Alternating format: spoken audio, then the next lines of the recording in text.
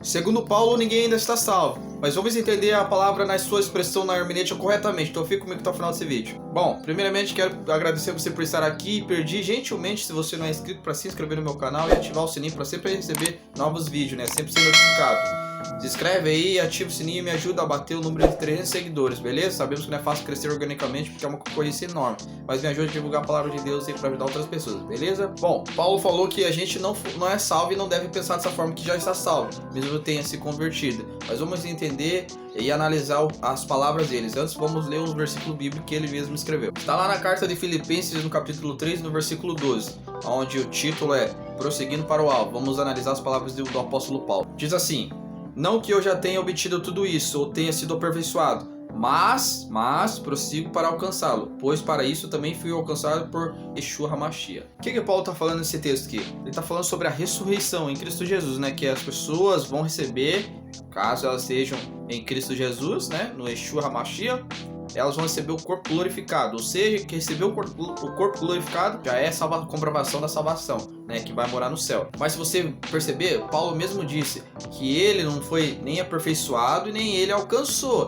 essa ressurreição, porque ele ainda estava vivo, estava em carne e osso, certo? Ou seja, para alcançar a ressurreição, ou o Messias tem que voltar, né, ou ele tem que morrer e depois, na volta do Messias, ele será, né, ressuscitado. Nisso ele conclui que está buscando para alcançar essa ressurreição. Ou seja, Paulo está declarando aqui que ele mesmo não se considera uma pessoa salva. Ele está correndo atrás da salvação dele. Ou seja, é como no futebol. Ano passado, o jogador polonês Lewandowski foi eleito o melhor do mundo, né?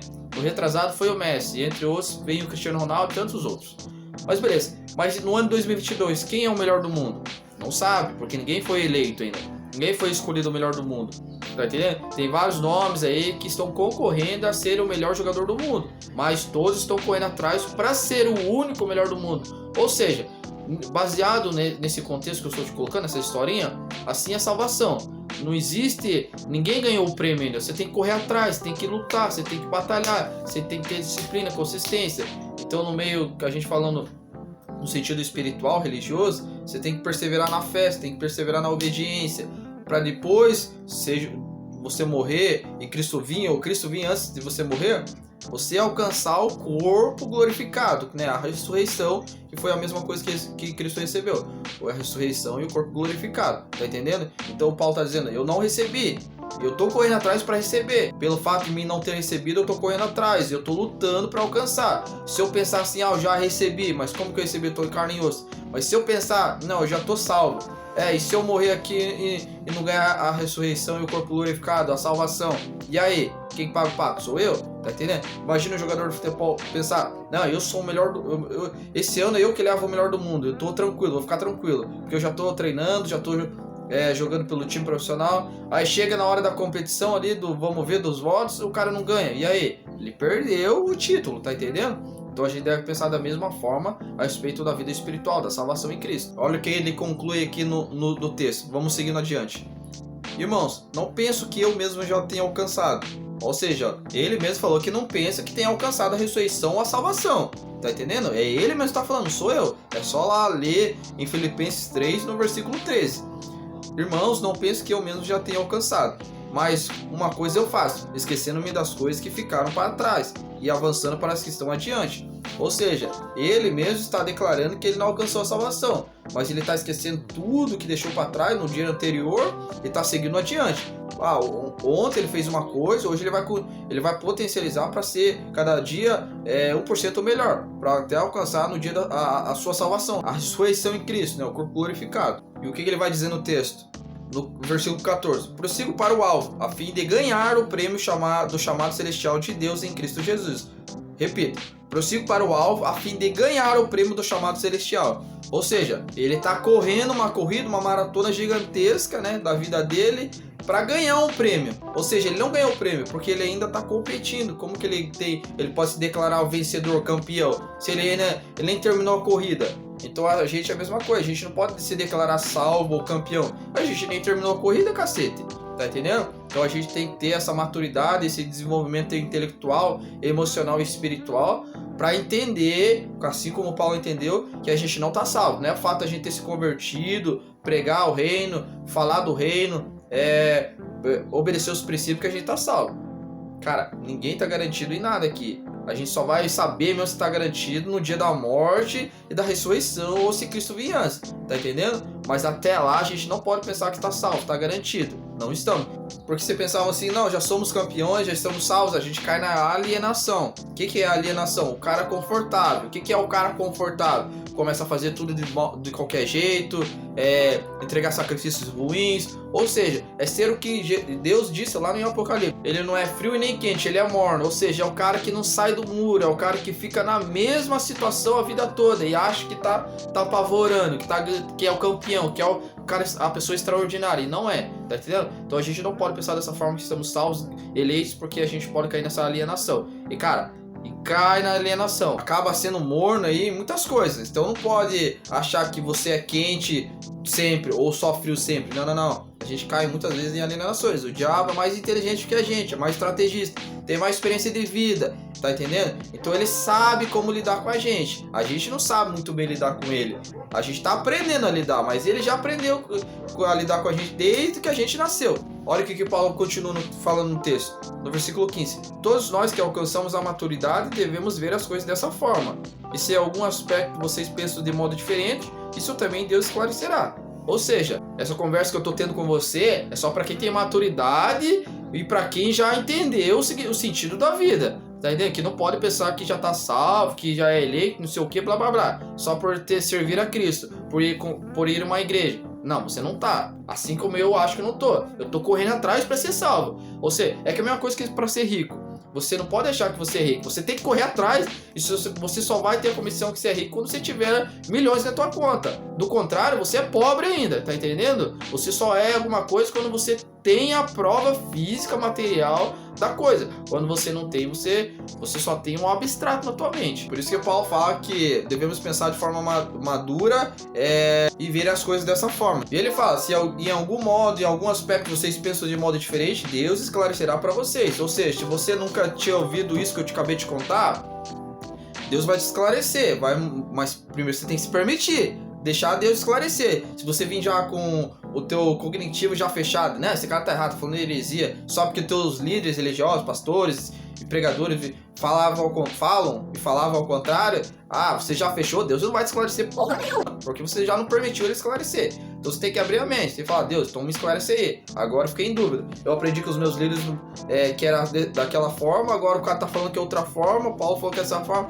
Qual que é a forma então? Me explica. Você tem que se permitir. Se você não se permitir, quem que vai ajudar? Quem que vai ensinar? Ninguém. Agora fica aquela dúvida, tá, Lucas, então como que a gente vai ser salvo? Como que a gente vai ter a convicção, a certeza que vai ser salvo? É como eu falei, você tem que ter os teus princípios, ter a convicção que você tem os princípios cristãos e você obedece. Não adianta você falar que é cristão, mas defende o amor. Não adianta você falar que é cristão, né, que é a favor do casamento, mas defende o feminismo. Não adianta você dizer que é cristão e defende essas porcarias de socialismo, comunismo, fascismo. Não adianta. Não adianta você dizer que é cristão, que ama a Deus, mas você persegue teu próximo só por causa de usos e costumes. Você é um legalista desgraçado. Não adianta. Não adianta você dizer que é cristão, mas não defende a liberdade de expressão e a liberdade de ir e vir, a autonomia do ser humano para fazer suas próprias escolhas, tomar suas próprias decisões, trabalhar para sua família. Não adianta. Se você não defende os teus valores, se você não defende o teu próximo, a vida do teu próximo, você não é porra nenhuma de um cristão. Você tem que provar que realmente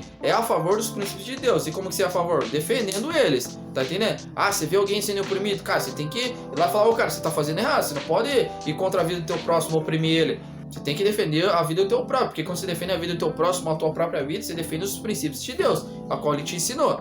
Tá entendendo? Aí vem o cara lá, te exclui de tomar Santa Ceia só porque você confessou um pecado pra ele. O negócio não existe. Daí vai deixar o cara cortar você de ter comunhão com os irmãos por algum período, a qual ele estabelece, só porque você confessou o pecado para ele. Pô, mas você já não confessou o pecado para Deus? Ele já não te perdoa? Se Deus já te perdoou pelo fato de confessar, então você pode tomar Santa Ceia.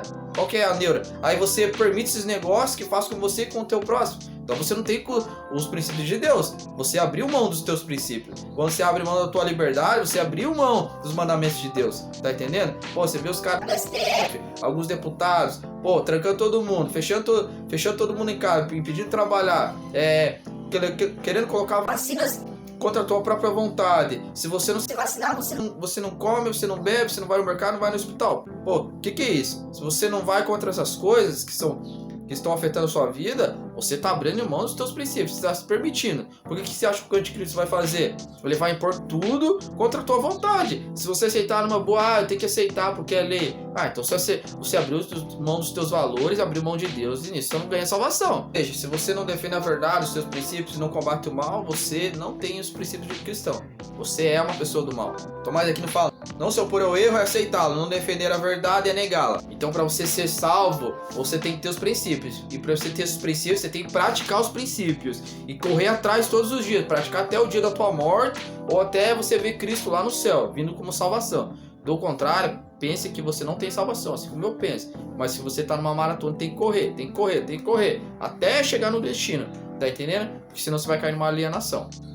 Mas vamos supor que você não concorde, cara, beleza, não precisa concordar comigo ou discordar de mim. Você tem que refutar Paulo. Se Paulo falou isso, cara, o que é eu e você que somos pregos para discordar do santo de Deus? Tá entendendo? Você tá discordando de mim, você tá discordando do cara, só tô repetindo as palavras dele. Se ele não falasse isso, cara, beleza. Se ele falasse o contrário, beleza. Meu compromisso é com a verdade, não é com a minha opinião ou com o meu posicionamento. O compromisso é com o que tá escrito. Só tô aqui como interpretador de texto. Tá entendendo? Se o texto dissesse outra coisa, eu defenderia a outra coisa, não essa. Beleza? Mas como tá escrito, então eu defendo isso. Então aqui temos bases suficientes. Por exemplo, esse ano de eleição. Você vai votar num cara que você nem investigou, nem averigou os princípios, nem sabe se ele pratica os princípios. Aí você vota com qualquer um e coloca um desgraçado no poder. Daí o cara oprime você e tua família e o teu povo. Pô, você tá de sacanagem, né? Você entregou a tua vida, a vida da tua família e do teu povo nas mãos do ímpio. Você é culpado desse derramar de sangue também. Você não pode ser que nem aquele povo lá de Nínive, lá onde Jonas foi pregar, o Jonas profeta, que não sabia distinguir qual mão era esquerda e qual era a direita, não sabe distinguir entre o bem e o mal. Pô, se você vota qualquer um, se você se entrega a tua vida pra qualquer um, sem saber se ele é do bem ou do mal, mas você acredita que ele é do bem, sem ter averiguado, cara, você realmente merece ser enganado e merece sofrer. Tá bom, você merece. Agora, se você investiga, você não cai nesse tipo de golpe, nesse tipo de falcatrua, nesses canalhas, tá entendendo? Você não cai, você protege a tua vida. O que Salomão falou? Acima de tudo, guarda teu coração, porque dele depende a tua vida. Então você tem que cuidar do teu coração acima de tudo. Você vai entregar teu filho na escola, onde professores, tem alguns, né, que vão ensinar só marxismo, só ideologia, coisa arada. Pô, e não ensina os princípios corretamente, né, de Deus. Não ensina teu filho a ler, não ensina teu filho a escrever, não ensina os princípios de Deus que ele manda ensinar, né, desde criança, todos os dias. Pô, você acha que você vai vencer aqueles que estão ensinando todos os dias os teus filhos coisas ruins? Não vai vencer. Por isso que muitas crianças, quando se tornam adultos, se corrompem. O que Pitágoras disse, né, o matemático? Educar as crianças para que eles não sejam punidos na fase adulta. Ou seja, se você não educa teu filho quando criança, na fase adulta, realmente ele vai ser uma pessoa gananciosa, arrogante, vai transformar o sexo dele, tá entendendo? Vai deixar de ser homem, vai deixar de ser mulher, e vai fazer um monte de baderna aí. E a culpa vai cair em quem? Não só do filho que tá praticando essas coisas, mas do pai e da mãe que permitiu essas coisas. Que não teve ele não redobrou sua atenção, não teve aquela vontade, aquele prazer em ajudar, em ensinar, em educar o seu próprio filho. Se você não educa o teu próprio filho, como que você vai educar a si mesmo? Não se educa, tá entendendo? Se você não faz o teu próximo, não faz a você mesmo. Se você não faz a si mesmo, você só tá estragando o mundo. Mas agora eu quero saber o que você acha. Se você pensar de forma diferente, deixa aqui nos comentários, eu vou estar lendo e respondendo. Muito obrigado por ter ficado até o final e até a próxima.